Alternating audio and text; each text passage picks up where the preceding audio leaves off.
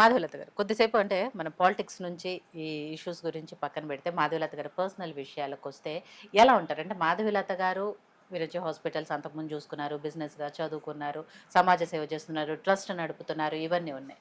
వీటి నుంచి రిలాక్స్ పొందాలి అంటే ఏం చేస్తారు మాధవలత గారు? అంటే బుక్స్ చదువుతారా, సినిమాలకు వెళ్తారా? టైం ఏదమ్మా ఇంకా రిలాక్స్ నాకు అర్థం కావడం లేదు. వీటిలోనే సరిపోతుంది. రిలాక్సేషన్ కి టైం ఏది? నాకు రిలాక్సేషన్ ఎప్పుడు వస్తుంది తెలుసా? ఈ సమస్యలకు పరిష్కారం తెచ్చినప్పుడే రిలాక్సేషన్ వస్తుంది. ఓకే, ఒక సమస్య మన వల్ల పరిష్కారం అయింది అనుకున్నప్పుడు ఆ సాటిస్ఫాక్షన్ రిలాక్స్. అంటే ఇప్పుడు రాజకీయ నాయకురాలిగా సామాన్య ప్రజల్లో ఉండి ఒక సామాన్య వ్యక్తిగా ఉన్నప్పుడే సమాజ సేవ చేస్తూ ఆ బాధలు వింటూ అయ్యో ఇది సాల్వ్ చేస్తే బాగుండదు, సాల్వ్ చేస్తే బాగుండు అనే మనస్తత్వం ఉన్న వ్యక్తిని నేను. ఇప్పుడు రాజకీయ నాయకురాలుగా అయిన తర్వాత ప్రజల బాధలు రోజు వింటూ వాళ్ళకి ఏదో చెయ్యాలని తపన పడుతూ, ఇప్పుడు ఈ టెంపులే ఉంది, ఈ టెంపుల్ రావాలి, వచ్చే వరకు వాళ్ళు తపన పడుతూ ఉంటారు. వాళ్ళు నిన్న అరెస్ట్ అయ్యారు. ఎన్నిసార్లు ఫోన్ చేశాను డీసీపీ గారికి, వదిలిపెట్టండి వాళ్ళని నాలాంటి వాళ్ళని ఇళ్ళలో హౌస్ అరెస్ట్లు చేశారు కదా, ఎందుకు పాపం ఏం చేశారు, వాళ్ళైనా లాఠీలతో కొట్టారా, మిమ్మల్ని బొట్టు పెట్టుకుంటే అరెస్ట్ చేయడం ఏంటా బాబు మరీ దారుణంగా అంటే, లేదు మేడం వదిలేస్తాం. ఏంది అన్ని బ్యారికేడ్లు పెట్టుకున్నారు అక్కడ, ఏం చేయగలరు వీళ్ళు ఇంతకన్నా మిమ్మల్ని? పోలీస్ బలగాన్ని బస్తీ వాడు ఏం చేస్తాడు? నా బాధ అలా ఉంటుంది. అయ్యో వాళ్ళు రిలీజ్ అయ్యారా, లేదా రాత్రి 5:30, 6 వరకు వాళ్ళు ఫోన్ చేసుకుంటూనే ఉన్నాను నేను. నాయన మిమ్మల్ని వదిలేరా లేదా, వదిలేకపోతే నేను ధర్నా కూర్చుంటా, ఫోన్ చేసి చెప్తుంటా పోలీస్ వాళ్ళకి, వదిలిపెట్టండి లేదా ధర్నా చేస్తారా, నేను గొడవ చేస్తా. నాకు ఆ మనసు అలా వ్యక్తిని నేను. నా రాజకీయంలోకి నేను వచ్చి మంచి పని చేశాను, తప్పు పని చేశానో నాకున్న మనస్తత్వానికి తెలియదు. నాకు పూర్తి శాంతి పోయింది జీవితంలో. ఇప్పుడు నేను ఇల్లు ఉన్నానమ్మా, నేను జూబ్లీ హిల్స్ లో ఉంటున్నాను, నా ఇల్లు ఊగదు, కానీ ఆ ఎస్టీ బస్తీ ఇల్లు ఊగుతోంది. నేను ఏం చేయలేకపోతున్నాను. ఇదివరకు కలిసి 2 పూట్లు అన్నం నేను 2 పూట్లు కూడా మానేసాను, 1 పూట తింటాను, నిద్ర పట్టదు, రాత్రి 3 దాకా పడుకోను, పొద్దున తల భారంగా లేస్తాను, ఏం చేయలేకపోతున్నాను. ఒకసారి అనిపిస్తూ ఉంటుంది ఎంత నలిగిపోతానంటే నేను నిజంగా ఇవన్నీ వదిలేసి అసలు సన్యాసం తీసుకొని చాలా కొద్ది రాజకీయాలు అనిపిస్తుంది. మాధవలత గారు, మీరు ఇవి మాట్లాడుతున్నప్పుడు మీకు ఏడుపు వస్తుంది కదా, ఇంత సెన్సిటివ్ మైండ్ ఉన్న మాధవలత గారు ఎట్లా ఇంత స్ట్రాంగ్ గా మాట్లాడుతున్నారు? రాజకీయ ఆవేదన కదా తల్లి, ఆవేదన నాకున్నది, ఆవేదన.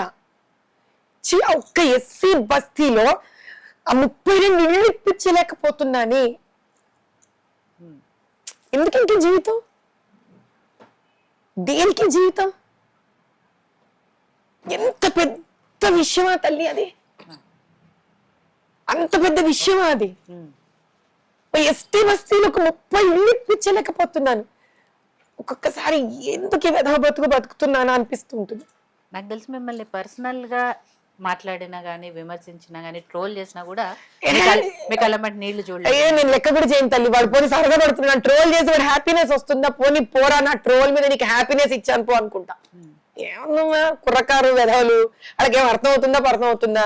వాళ్ళ వల్ల కష్టపడే వాళ్ళని కష్టపడనివ్వాలి కదా, ఇంకో పాపం 10 మందికి సహాయపడుతుంది కదా ఈవిడ అని ఉంటుందా? ఆ వయసు అలాంటిది. ఆ వయసు దాటి వాళ్ళకు పిల్ల జల్లా పుట్టి బాధ్యతలు పెరిగాయి అనుకో, ఎందుకు నేను ఆవిడ రోజు ట్రోల్ చేశాను అని తెలుసుకుంటాను.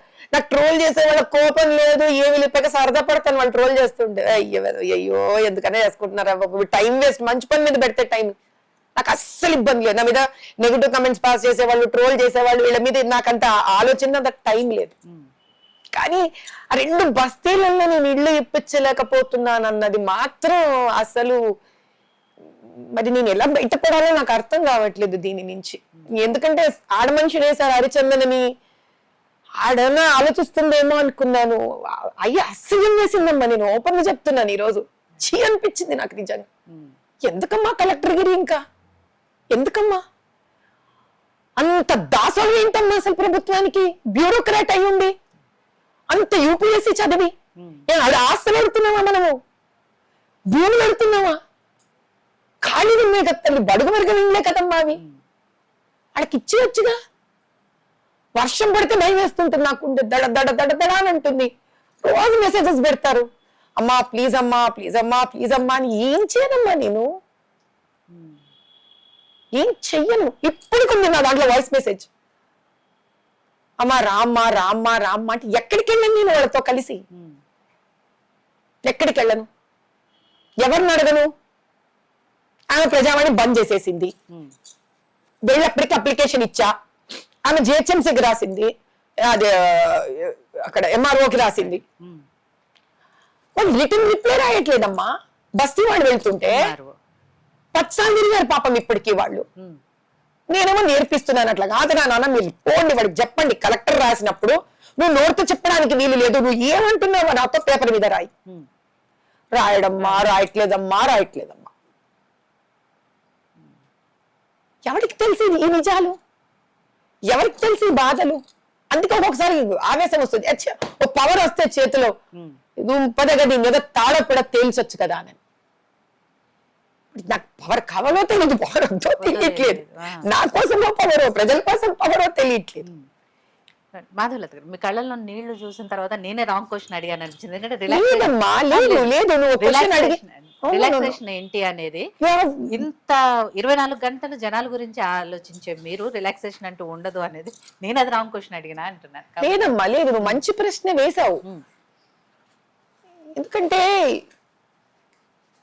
ఎప్పుడో ఒక చోట ఏదో ఒక రోజు ఇలాంటి విషయాలు ప్రజలకు తెలియాలమ్మా. నా తపన అదే. వాళ్ళు శక్తివంతులయ్యాక నా అవసరం లేదు తల్లి, నాకు అక్కర్లేదు. ఈ రాజకీయాలు నాకు అక్కర్లేదు, నాకు అసహ్యం వేస్తాంది నిజం. కానీ నేను వీళ్ళ కోసం ఉండి పోరాడాలి, నేను ఇది సాధించాలి, నేను దీన్ని బ్రేక్ చేసి చూపించాలి వీళ్ళకి. లేకపోతే వీళ్ళు ఇంకా భయపడిపోతారు, వీళ్ళు ఇంకా ఇది అవ్వదేమో నన్ను భయంలో మిగిలిపోతారు. ఆ భయం ప్రజలలో పోవాలి అని అంటే మాధవీలత పోరాడాల్సిందే, సాధించాల్సిందే. మాధవీలతకు చాయిస్ లేదు. She has no choice, she has no alternative. So ఇంత బాధపడుతున్నారు కదా, ఎప్పుడైనా అనిపించిందా రాజకీయాల్లోకి రాకుండా ఉండాల్సిందేమో, నా జీవితం మీద నాకు గడిచిపోయేది ప్రశాంతంగా అని? లేదు, ఆలోచన రాలేదు. కానీ ఏమి చేయలేకపోతున్నందుకు బాధ అనిపించింది. రాజకీయాలు నేనేం చేయలేనప్పుడు నాకెందుకు రాజకీయాలు? రాజకీయాల్లోకి వచ్చాను కాబట్టి కదా తల్లి నాకు ఇవి తెలిసాయి, వచ్చాయి కాబట్టి తెలిసాయి. నాకు తెలియాలమ్మా. నాకు అంటే నాలాంటి ప్రతి పౌరుడికి వాళ్ళు ఆ బస్తీలో బడుగు వర్గాలు పడుతున్న బాధ మాకు తెలియాలమ్మా. మా తిండి పోవాలి మా నుంచి, మా ప్రశాంతత పోవాలి మా నుంచి. ఎందుకంటే మేము కష్టపడి సంపాదించే ట్యాక్స్ వాళ్ళ కోసం తల్లి, వాళ్ళ కోసం ఆ ట్యాక్స్. కానీ వాళ్ళకి చేరట్లేదు, అది మాకు తెలియాలి. మాలాగా సంపాదించే వాళ్ళకి తెలియాలి, మాలో చైతన్యం రావాలి, మేము పోరాడాలి. This is it, there is no other way for it. కాబట్టి నేను రాజకీయాల్లో వచ్చి మంచి పని చేశాడు దేవుడు, నన్ను పంపించి నాకు ఈ బాధ తెలియజేయడం మంచి పని చేశాడు. నేను ఈ బాధను కృషించిపోవాలి, పోరాడాలి. కానీ బాధ నేను పోరాడుతున్నానని కాదు, పోరాటం నుంచి వాళ్ళకి ఎప్పుడైతే రిజల్ట్ రాదో అది నన్ను తినేస్తాను. అది విపరీతంగా తిన్నప్పుడు ఏమవుతుందంటే వదిలేసి వెళ్ళిపోదామా, ఏం చేయలేనప్పుడు ఇంకా నా అవసరం ఏముంది ప్రజలకి, నేను ఏం చేయలేనప్పుడు ఎందుకు ఇంకా నాకు ఈ రాజకీయాలు, నేను ఏం చేయలేనప్పుడు ఎందుకు ఈ జీవితం, ఆ వైరాగ్యం వచ్చేస్తుంది. ఎందుకంటే నేను సహజంగా పవర్ కోసం వస్తున్న వ్యక్తిని కాదు కదమ్మా, ఏదో మంచి చేద్దామని వచ్చిన వ్యక్తిని. అది చేయలేకపోతే ఏమవుతుందంటే నా మీద నాకు అసహ్యం వేస్తుంది, దానివల్ల వైరాగ్యం వస్తుంది. వెళ్ళిపోదాంపా, ఎందుకు ఇవన్నీ, ఎలాగో చేయలేనప్పుడు అంటే వాడికి ఏదో మాట ఇస్తాను, వాడు పాప నేను మాట ఇచ్చాను కదా అని ఎదురు చూస్తాడు. నేను ఆ కళ్ళలో కళ్ళబెట్టి చూడలేను, నా వల్ల అవ్వదు. ఆ ఫోన్ కి తిరిగి ఫోన్ చేయలేను. నేను ఏం చేయను, నేను ఆ ఫోటో తీసుకోవడానికి రాలా. ఆ ఫోటోలు కూడా ఎందుకు తీసుకుంటా తెలుసా, ఆ ప్రేమ వాళ్ళది. నేను వద్దురా ఫోటో అనగానే వాడు ఇంత మొహం అయిపోతుంది వాళ్ళది. చెప్పు ఫోటో ఇచ్చాను వాడికి హ్యాపీ చేయొచ్చేమో, సరే రారా నాయన అంటారు. అలా అయిపోయింది మాధవీలత పరిస్థితి.